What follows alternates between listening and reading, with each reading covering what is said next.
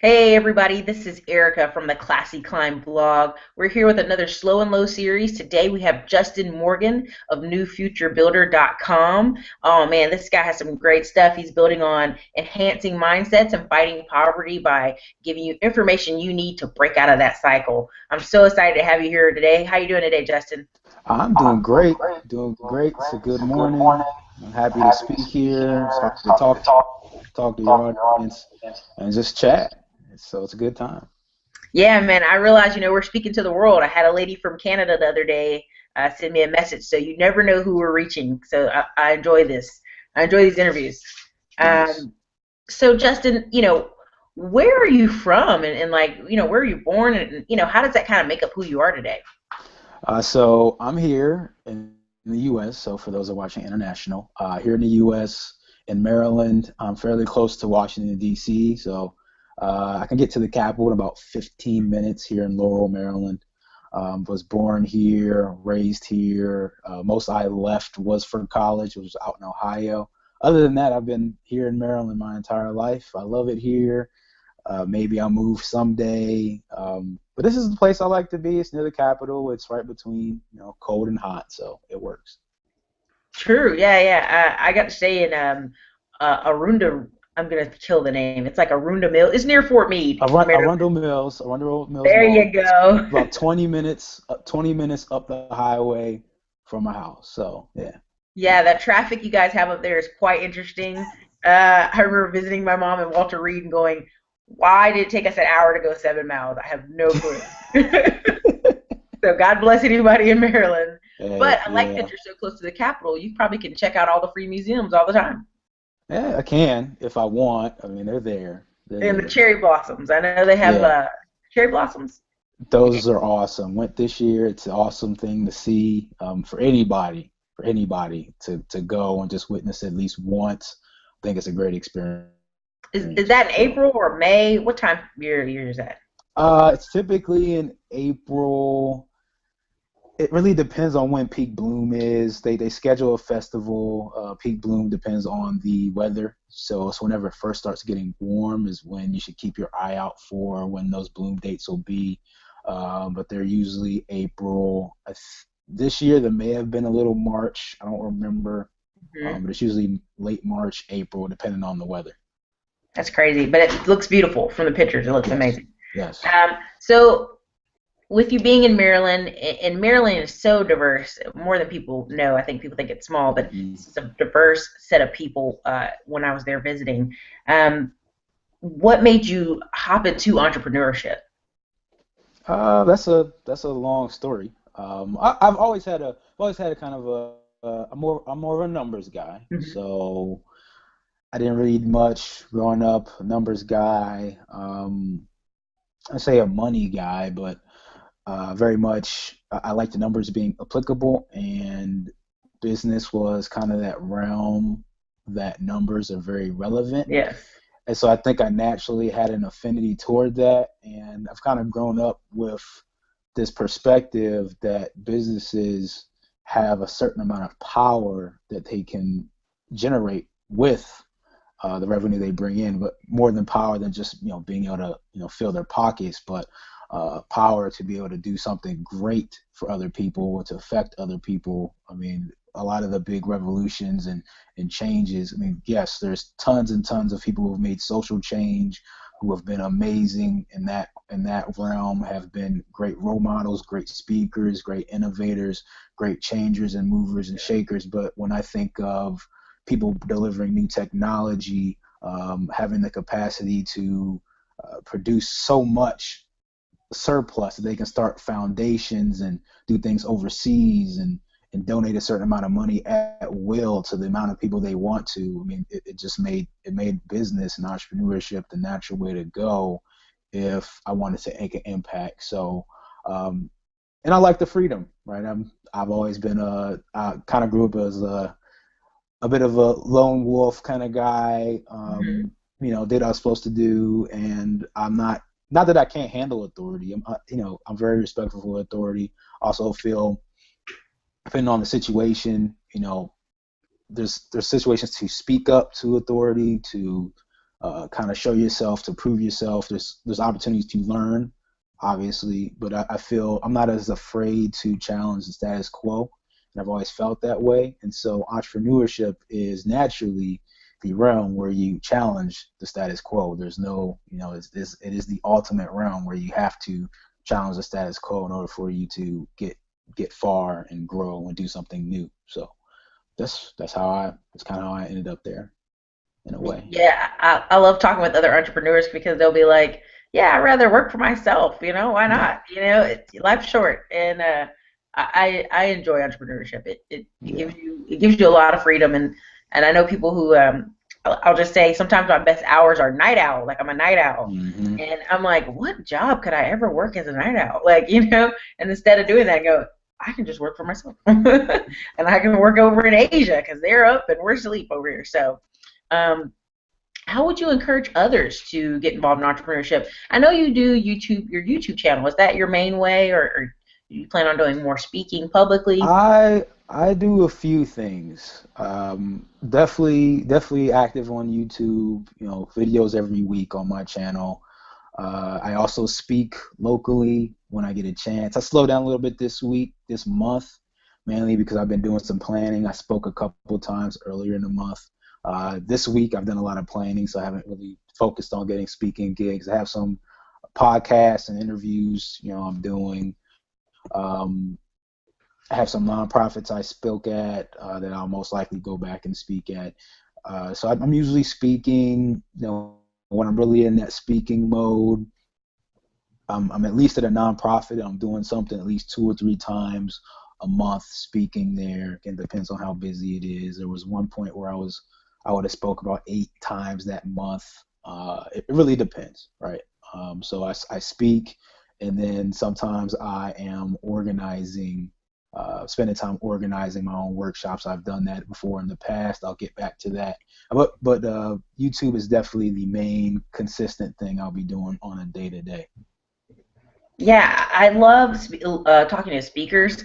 I They have the balance, right? Yeah, They get paid to speak at colleges, and then they do some frees. They do some free workshops, some free community things, exactly. which are important. And when I think of Maryland, I think people think Baltimore, right? They think The Wire, they think these shows, And instead, when I was in Baltimore, there's this extreme wealthy set of millionaires in some parts of Maryland.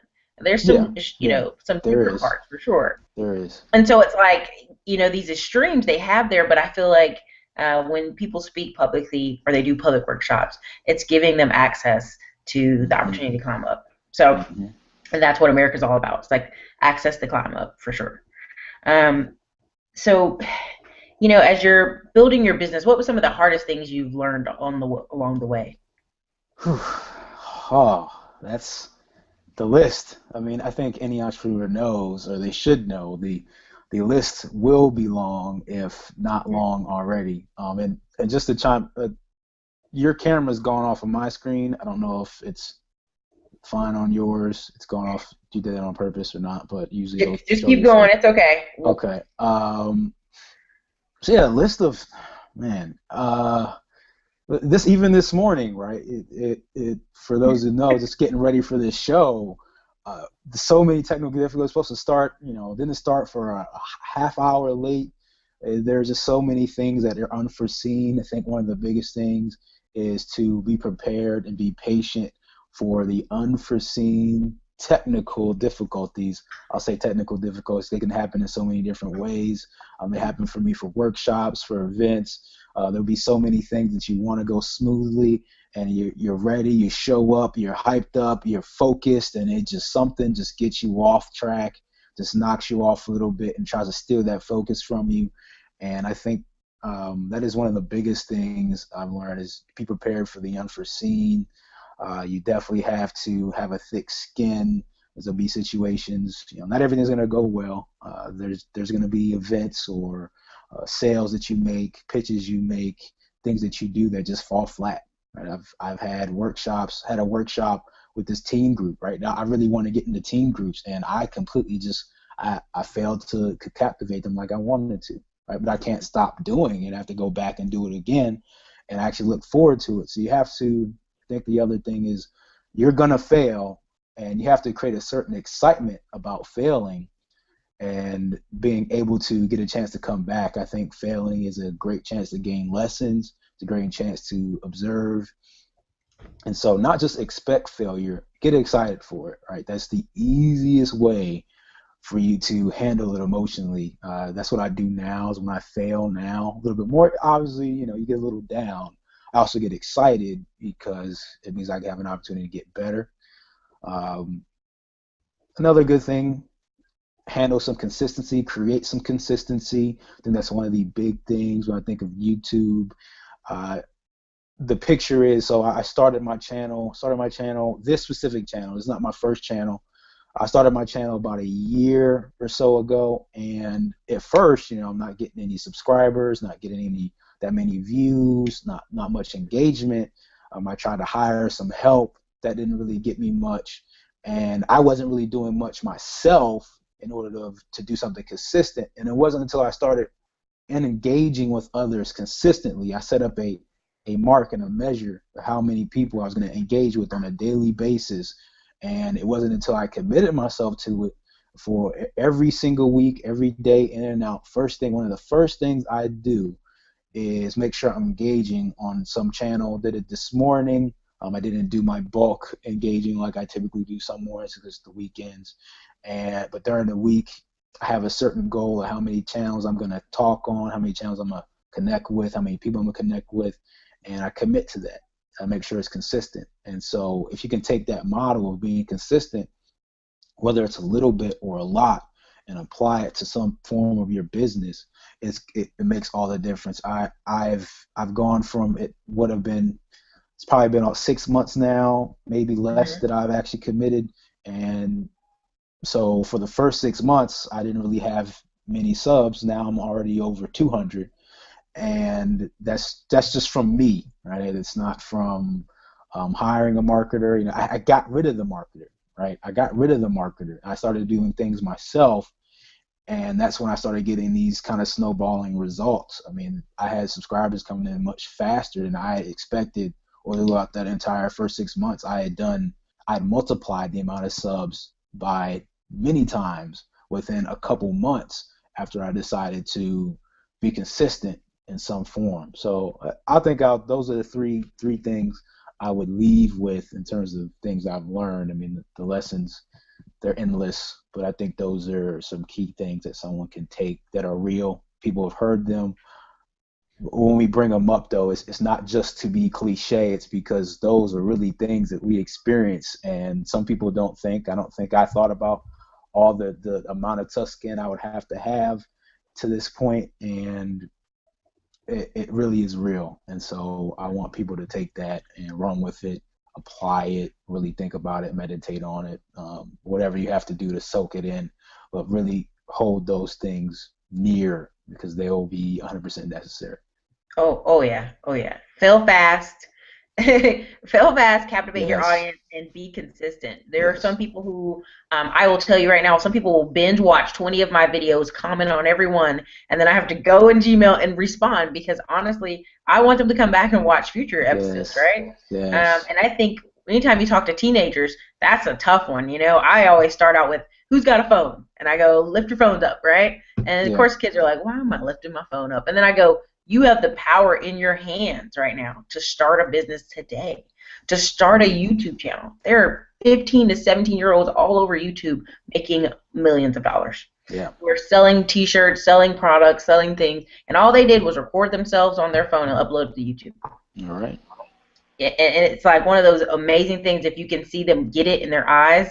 That's the one time it's fun talking to teenagers, like when they're like, Mm-hmm. "Oh, yeah, that makes sense." Yeah. That I love because if they can see you, I think it's a saying about mental map. If you see somebody doing something different, let's say we always grow up and everybody we know is a truck driver, and then we Mm-hmm. meet, a black guy who's a business owner or a teacher or a fire department or a firefighter or a police officer. All of a sudden in your mind, it's opened up the door for new. Exactly. You can. Oh, I could be that. I could do that over there. I could be like Justin. I can go talk to people on YouTube. I can go. Mm-hmm. There's so many things that's why I love talking to young people and people in general, of course. Um, But where do you see yourself and your business growing in the next 2 years? Next 2 years. So right now, I mean, there's a few phases, right? So I'll go through a few phases as quickly as I can. YouTube itself, I want to grow the channel within the next 2 years. Definitely looking to have over in the first year, I want to hit 1,000 subs, and then snowball even faster after that. So that is the goal for that. YouTube's going to be a big hub for me, a big way to be flexible. There's some exciting things. I'm really excited about the channel because I've had so many great ideas in terms of me pushing myself, me pushing other people. I do weekly challenges. I have my What If series. I'm going to do a series probably on a journey, kind of my journey, talk about a little bit, lessons learned, um, collaborations. I mean, there's so many ideas, and there's so many ideas, right? Um, Part of that also is going to be growing a section of teen coaching. So I want to start getting clients. I'm just starting with the team coaching. Mainly, I've been focused on speaking and workshops.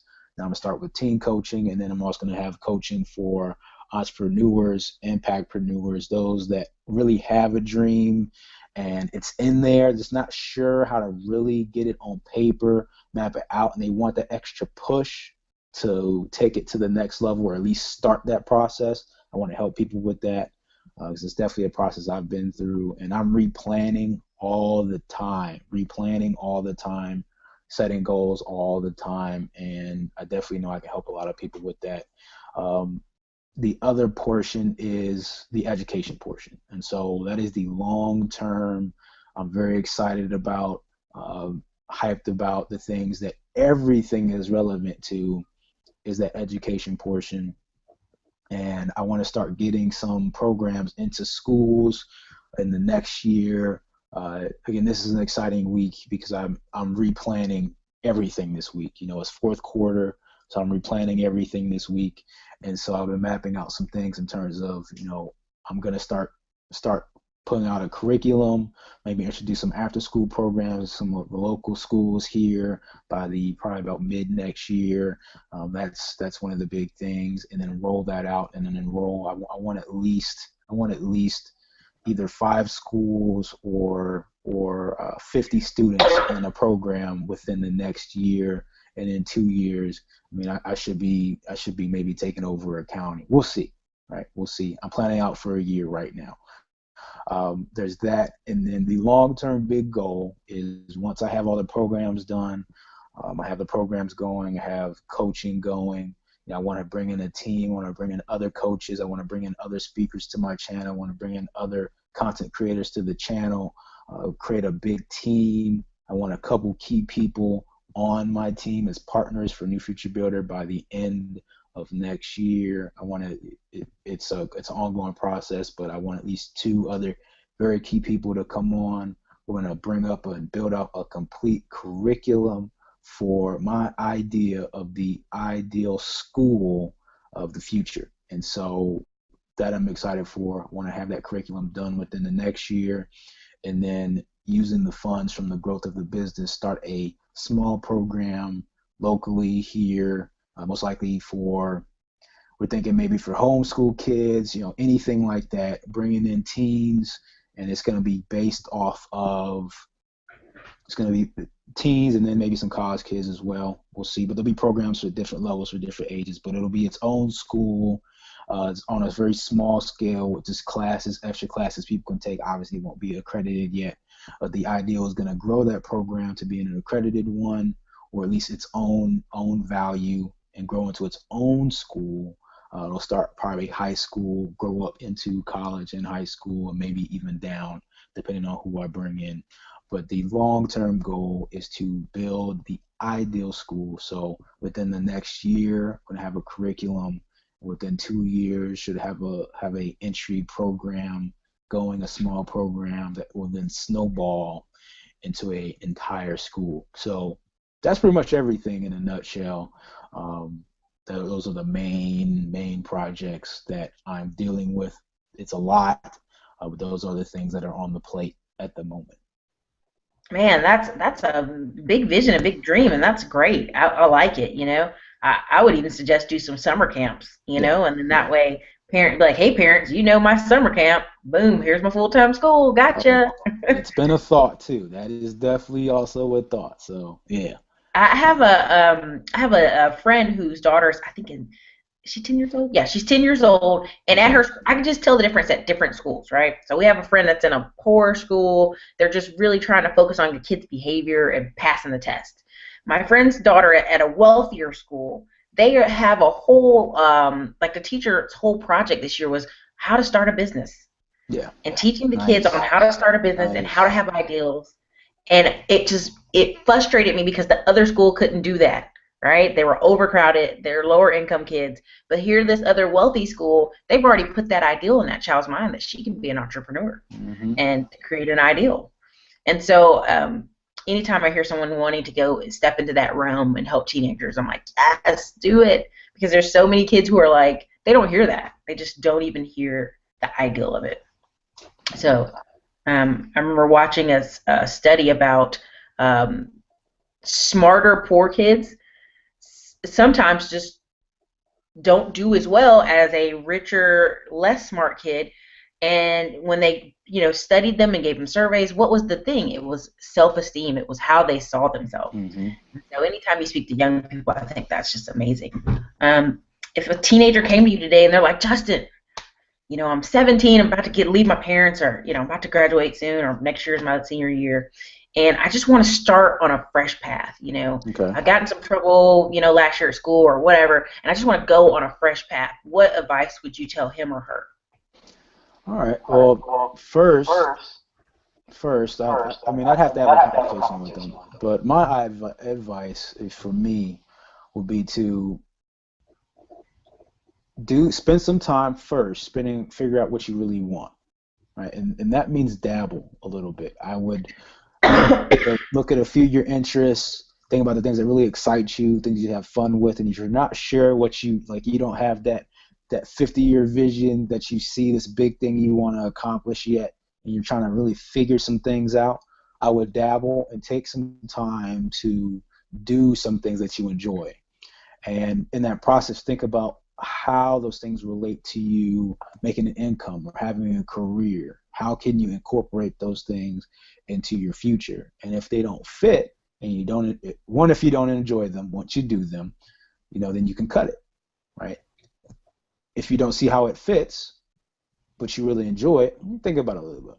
If you love it and you're having fun doing it and you can see how it fit, just go after it, right? And just spend that time and flowing with it because you're young, right? You're young, you have time, and it really is the time for you to go after something, have this great idea that you're excited about in the moment. It's okay that it changes later, but if you're excited about it and you love it, plan for it, do it, see how it works out, and you'll get to a point where you have to reevaluate whether this is working or not. But for right now, I would just dabble, have some things that you really love to do, try those things, see what fits, and then go after the things that fit. And take that time now where you can fail, mess up, and it's okay, and you have plenty of time to make it up. And you're going to learn far more than others who just kind of follow that typical path of just going through school and having everybody else decide kind of what their next step is, or just going to college without having a perspective of, this is how I should handle life, or have a foresight for what I want to do. So you'll be far ahead of that curve if you just do that itself. Knowing yourself, know thyself. It's one of Yes. the biggest components to get people ahead of others. Gosh, that's good stuff. So let's say, Justin, you're a young man now. You're young. You're young. Hmm. We're not 80. Yeah. I just got in my 30s, so I'm just like, we're young. We're young.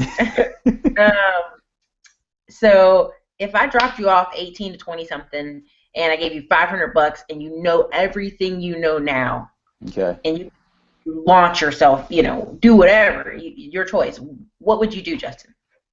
Well, what I do now, if and you said I'm how old?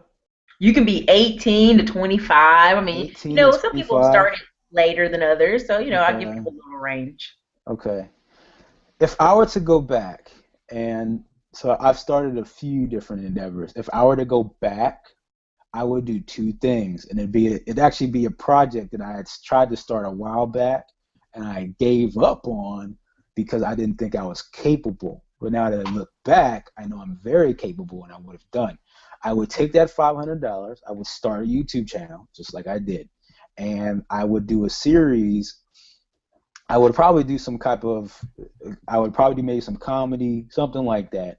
But I would also do some series and trying to incorporate it in terms of, here, I got you. Okay, so if I were to go back, I started a YouTube series. That series, and I think I thought about this a little bit back at school, but it had been some entertainment. But it's what you see from those that maybe watch FouseyTube or some of those other prank channels that then do social experiments. And I think I would do a lot of social experiments. That's what I'm gonna start getting into now, social experiments with some of my challenges.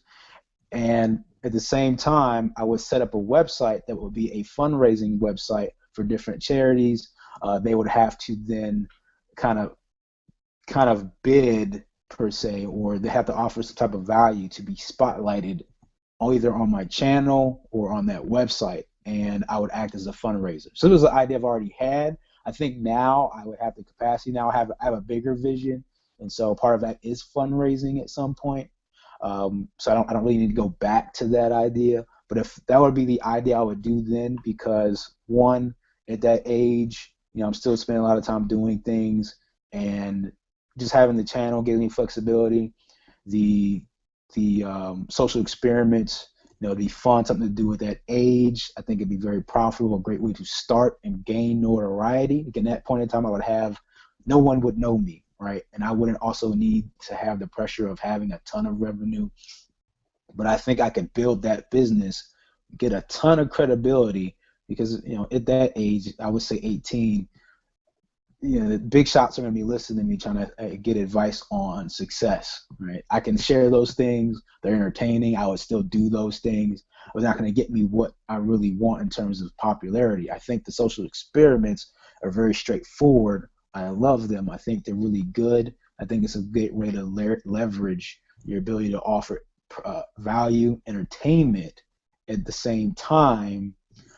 Go ahead and act as a conduit to raise funds for other folks. So that would be where I would start, and then I would be able to springboard a bunch of other things from there. So that's how I would start with that $500. It would I can easily start a website, start a YouTube channel. $500 would be merely anything. I get some equipment, get some used equipment. I'll be back in school then, so I can bum things off of the drama department and the media and the advertising Yeah. department. It's very creative people, and I would have took my car into the nearest. I was out in Ohio at that point, so I probably took the car into Columbus.